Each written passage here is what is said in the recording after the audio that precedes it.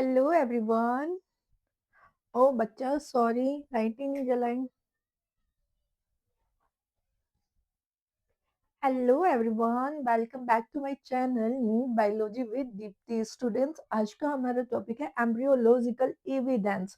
Students, हम लोग कर रहे हैं नीट पीवाईक्यू सीरीज। टॉपिक के साथ हम लोग एक टॉपिक उठा रहे हैं और ऑल क्वेश्चंस को जो पीवाईक्यू में पूछे गए हैं एक्सप्लेन कर रहे हैं।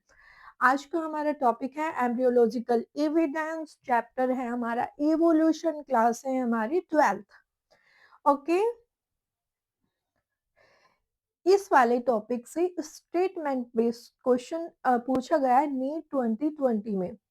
क्वेश्चन क्या था? जो एम्ब्रियोलॉजिकल एविडेंस है उसका टर्म दिया था अर्नेस्ट हैकल ने। ये नीट 2020 का क्वेश्चन था और इसके जो प्रपोजल को डिसअप्रूव्ड किया था वो किया था कार्ल अर्नेस्ट वॉन बियर ने।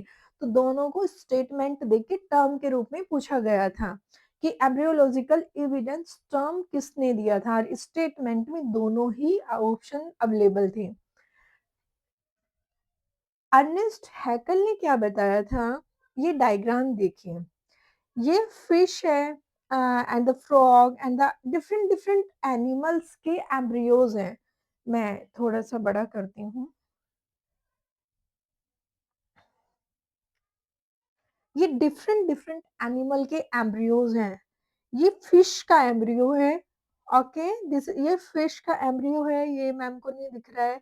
ये कुक का एम्ब्रियो है एंड द रैबिट है एंड द ह्यूमन है। अलग अलग एम्ब्रियो उन्होंने बताया था कि सभी एम्ब्रियो सेम फीचर्स शो करते हैं। ओके, उनका कहना था कि सभी एम्ब्रियो सेम फीचर शो करते हैं एम्ब्रियोलॉजिकल डेवलपमेंट के टाइम पर। ये कहा था अर्नेस्ट हैकल ने। उनकी थ्योरी क्या थी अर्नेस्ट हैकल की?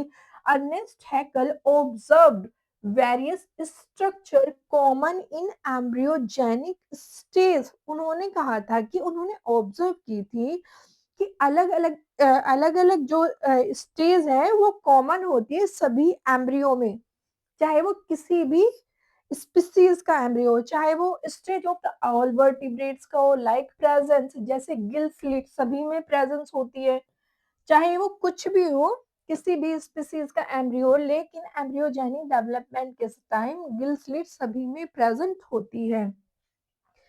In all vertebrate embryo during including human. उन्होंने बोला कि ह्यूमंस में भी ऐसा ही होता है, but these were functional only fish. तो उन्होंने बोला कि सभी एम्ब्रियोज में एम्ब्रियोनिक डेवलपमेंट के टाइम गिल स्लिट प्रेजेंट होती है, लेकिन जैसे जैसे वो ग्रो होता है, बेबी बन जाता है, वो फंक्शनल नहीं होती है, ओनली फंक्शनल होती है फिशेज में and absent in all other adult vertebrate. और सभी एडल्ट वर्टिब्रेट में वो एब्सेंट हो जाती है। ये टर्म अर्नेस्ट हैकल ने दिया था और उन्होंने देखो इसमें दिखाया भी गया है, तो लेकिन उसको डिसअप्रूव कर दिया गया था कार्ल अर्नेस्ट वॉन बियर ने। उन्होंने बोला ऐसा कुछ भी नहीं होता है, एम्ब्रियो जस्ट अपने कैरेक्टर शो करता है अपनी स्पीसीज के। ऐसा नहीं है कि वो ऑल स्पीसीज के कैरेक्टर शो करता है। आई होप सो स्टूडेंट्स, आपको समझ आया होगा। Have a good luck to all of you.